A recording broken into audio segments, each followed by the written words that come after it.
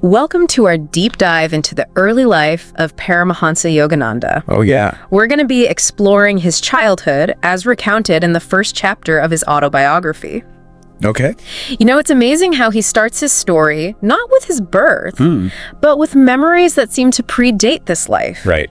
We've got a lot to unpack here. Yeah. Past life memories, his parents' spiritual leanings, Right. and the influence of his guru, Lahiri Mahasaya, Yeah. even before they met. It is intriguing how Yogananda uses these anachronistic memories to set the stage. Right. It's not just a passing mention. No. He delves into the frustration he felt as a baby. Right. Unable to communicate his advanced thoughts and emotions. It's like he was born with this spiritual awareness, Yeah. but trapped in a baby's body. Right. And then there's this incredible story about how he claims to have manifested a boil on his arm just by willing it, Oh. and even made his sister's boil worse by speaking it aloud. That anecdote really gets to the heart of Yogananda's early understanding of the power of belief and intention. Yeah. He wasn't just playing around. Yeah. He was grappling with the idea that our thoughts can have a tangible impact on reality. It makes you think, doesn't it? Absolutely. If a child can manifest a boil, Yeah. what else is possible with focused intention? Exactly. Yeah. And this power wasn't just limited to him. Right.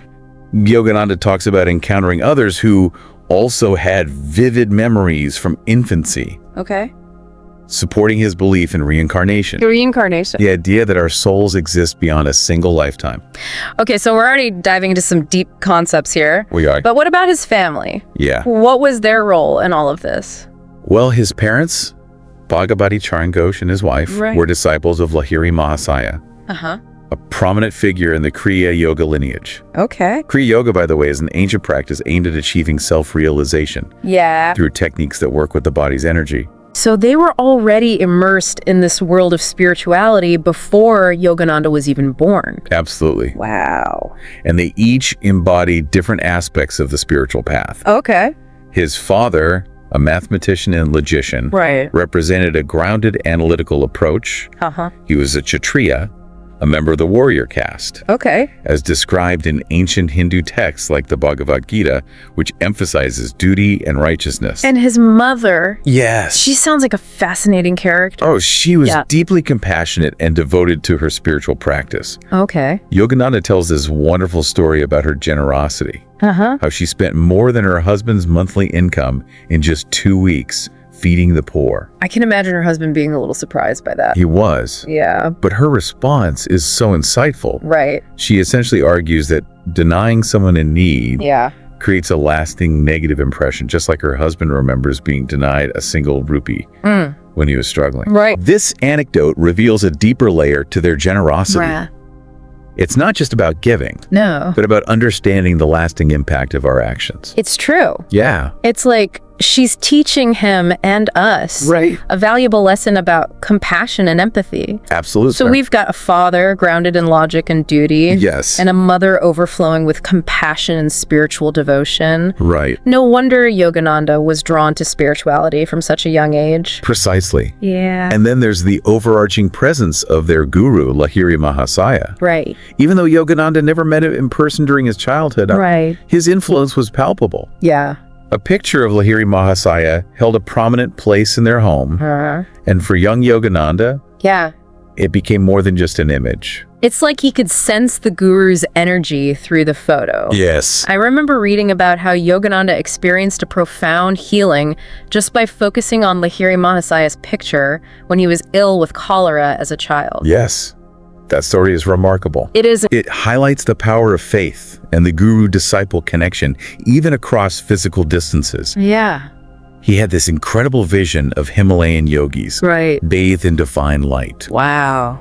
and heard a voice identifying as Iswara, a term for the supreme being in Hindu philosophy. Wow, that's powerful. It is. But this Lahiri Mahasaya, he sounds almost mythical. He does. How did Yogananda's parents even become his disciples in the first place? Yeah, there's this fantastic story about how Yogananda's father initially mocked his employee, Abhinash Babu, for wanting to visit Lahiri Mahasaya. Ah, the classic skeptic. He was... What happened? Did the guru prove him wrong? He did in a spectacular fashion. Oh, wow. Lahiri Mahasaya miraculously appeared before them, No way. directly addressing Yogananda's father's doubts. Oh. It's a story that underscores the transformative power of direct spiritual experience. Right. Even the most rational mind can be swayed when confronted with the undeniable. And this led to both his parents becoming devoted disciples. But there's also this whole thing about the photograph itself, right? Like, Yeah. it's imbued with some special energy. Absolutely. Okay. Lahiri Mahasaya was known to dislike being photographed. He believed the camera couldn't capture his true essence, Really? saying, "I am spirit. Can your camera reflect the omnipresent invisible?" Wow. However, one persistent photographer, Ganga Darbabu, Okay. was determined, Okay. after multiple failed attempts, Uh-huh. where Lahiri Mahasaya seemed to vanish from the photographs. Wait, vanished? Yes. Like, he wasn't even in the picture. Exactly. Wow. But eventually Lahiri Mahasaya relented Okay. and allowed himself to be photographed. That image, which captured his spiritual presence, Right. is the very one that graces the cover of Yogananda's Autobiography. So the picture itself represents this idea that spiritual masters can transcend physical limitations. Yes. It's like holding a piece of their energy in your hands. It is a powerful symbol. And remember, this is all just from the first chapter of his autobiography. I know, right? It makes you wonder what other incredible experiences await us. Yes. As we delve deeper into Yogananda's life. Absolutely. Welcome back to our deep dive into the life of Paramahansa Yogananda. Right. In the last part, we explored his childhood, marked by those incredible stories of past life memories, the influence of his parents, and the presence of his guru, Lahiri Mahasaya, even before they met. Right. Now let's delve into his teenage years, Okay. a time of intense spiritual seeking and, as you'll see, Yeah. a bit of teenage rebellion. It's fascinating how those early experiences shaped his yearning for a deeper understanding of the spiritual realm. Yeah. Remember those visions he had of the Himalayan yogis? Oh, yeah. Those weren't just fleeting images for him. No. They ignited a fire within a desire to connect with those enlightened beings and unlock the secrets they held. It's like he was on a quest, wasn't it? He was. Driven by this inner longing to find his place in the vast tapestry of spiritual traditions. I mean, he didn't just sit around and wait for enlightenment to knock on his door. No, he didn't. He actively sought it out, exploring various paths, Yeah, meeting all sorts of interesting characters along the way. exactly. So he was learning to discern between the fleeting and the eternal, the material and the spiritual. Right. But even with all these encounters and teachings, Yeah. there was still something missing, wasn't there?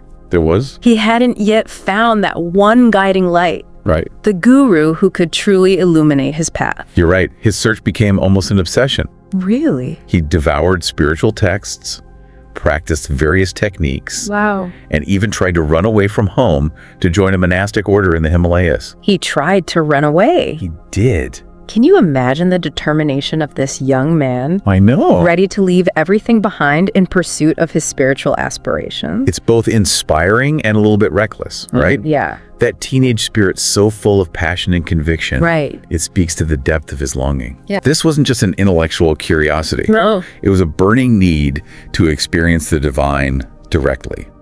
And this yearning eventually led him to a pivotal encounter, Yeah. one that would change the course of his life forever. I'm talking about his meeting with Swami Yukar Giri. Ah, yes. This is where things really start to take shape. Right. He finally finds the guru he's been searching for. And what's remarkable is how their paths intertwined. Yeah. Remember how Yogananda tried to run away to join that monastic order? Well, Swami Yukar was a member of that very order. Really? It's almost as if fate, or perhaps something more, Right. orchestrated their meeting. It gives you chills just thinking about it. It does. It wasn't just a chance encounter, it was a destined meeting. Right. A recognition of their interconnected journeys. Yeah.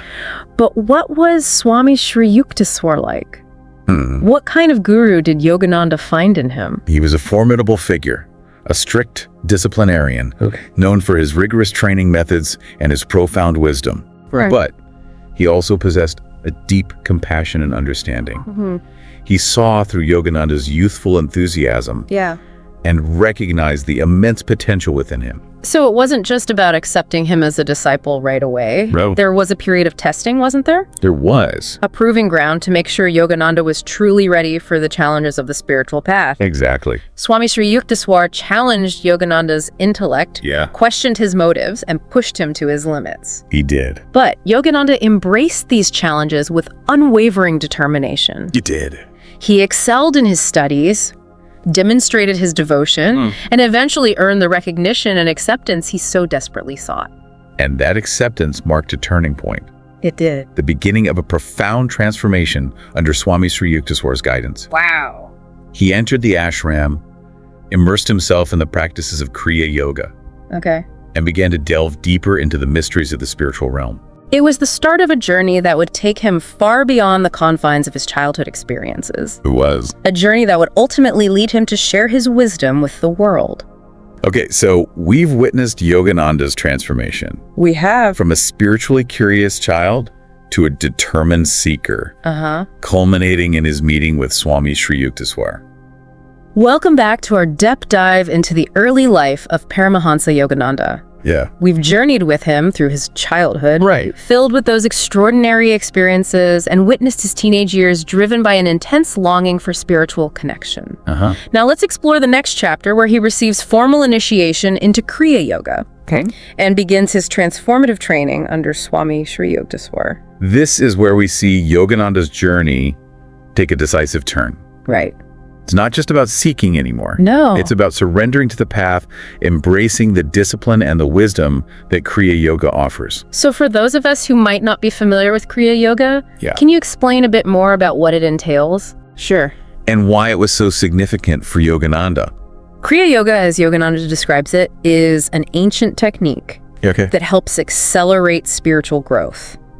It focuses on controlling the life force or prana within the body, Right. ultimately leading to a deeper connection with the divine. So it's working with the energy of the body. Yes, imagine it as a bridge between the energy of your mind and the energy flowing along your spine. It sounds like a powerful practice.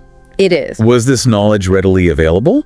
Or was it more of a secret passed down through a specific lineage? You're right, it wasn't something you could just pick up from a book. No. Swami Sri Yukteswar, as a master of Kriya Yoga, recognized Yogananda's readiness to receive this sacred knowledge. It was a transmission not just of information, but of energy and spiritual connection from guru to disciple. And this initiation, yes, it wasn't just a formality, right? No, it isn't. Yogananda describes it as a profoundly transformative experience. Absolutely. He talks about this immense surge of energy coursing through his body. Wow. A feeling of profound peace and joy. And a deep connection to something far greater than himself. Yeah. It's a moment of validation, a confirmation that he's finally found the path he was destined for. It's like all the searching and yearning led him to this point, this moment of awakening. Exactly. And it's not the end of the journey, but the beginning of a new phase, more focused and disciplined phase. He spends years at the ashram, completely immersing himself in the practice of Kriya Yoga. Studying ancient scriptures and absorbing the wisdom of Swami Sri Yukteswar. It sounds almost monastic, like a complete separation from the outside world. In many ways it was. Yeah. The ashram provided this protected space. A sanctuary for spiritual growth, free from the distractions and temptations of everyday life. But don't think for a moment that it was easy. Oh, no. He faced challenges, tests of his patience, his ego, his attachments. But he wasn't alone in facing those challenges, was he? No. He had Swami Sri Yukteswar guiding him, pushing him to grow and evolve. I love the stories Yogananda shares about his time at the ashram. Me too. Not just about the meditation and study, but about those everyday moments that revealed profound lessons. Yes, like the story about the scorpion, right? Oh, that one gave me chills. I know. He's meditating in his room when suddenly he feels this sharp sting on his foot. A scorpion had crawled in and attacked him. And what does Swami Sri Yukteswar do? I don't know. He doesn't panic or rush for medical help. He calmly tells Yogananda to use his willpower to neutralize the poison. Wait, he told him to will the poison away? Exactly. Wow. He instructed Yogananda to focus on the flow of energy within his body to command the poison to dissipate. No way. And incredibly, it worked. Wow. The pain subsides, the swelling goes down, and Yogananda learns a powerful lesson about the power of the mind to transcend physical limitations. It's a story that stays with you, doesn't it? It does. It's not just about a scorpion sting. It's about the potential we all have within us. Right. To overcome obstacles both internal and external. Precisely. Yeah. And this theme runs throughout Yogananda's experiences. Right. The idea that true spiritual power lies within, waiting to be unlocked through focused intention and practice. Yeah. And Swami Yukar, as his guru, knew exactly how to guide him towards that realization. So beyond the scorpion story, what were some of the other key lessons Yogananda learned during his time at the ashram? One of the most important was the concept of balance. Balance. Swami Yukar didn't advocate for escaping the world, but for transforming it from within. Okay. He emphasized the integration of spirituality into everyday life, finding the divine in everything, and approaching life with a sense of detachment and equanimity. So it wasn't about becoming some sort of detached hermit, but about bringing that spiritual awareness into the world. Exactly. Into our actions and interactions. He stressed the importance of selfless service. Okay. Of using one's gifts and talents to uplift others. Right. And these weren't just abstract concepts. No. They were woven into the fabric of their daily lives at the ashram. It's like Yogananda was being prepared for something bigger. Yeah. For a mission that extended beyond the walls of the ashram. You're right. As Yogananda matured spiritually, Swami Yukar began to entrust him with greater responsibilities. Okay. He sent him on teaching missions, challenged him to apply his knowledge in real-world situations. Wow. And prepared him for the role he would eventually play in sharing the teachings of Crea Yoga with the West. It's amazing to think that even in these early years, the seeds were being planted for Yogananda's future. It is. His destiny to bring the wisdom of the East to the West. As we conclude our deep dives into Yogananda's early life, I'm left with a sense of awe and inspiration. His journey reminds us that we all have the potential for profound spiritual growth. We do. That there are teachers and teachings waiting to guide us. And that the path of self-discovery is an adventure worth embarking on. It's been a fascinating exploration. It has. And I think we've all learned something valuable from Yogananda's story. I agree. And who knows, maybe this is just the beginning of our own journey of self-realization. Thank you for joining us on this deep dive into the early life of Paramahansa Yogananda. Yes. Until next time, keep exploring, keep questioning, and keep diving deep. Thank you for listening till the end. Please subscribe, turn on the notifications, like, comment, and share with your friends. This will help more listeners to discover our channel and content.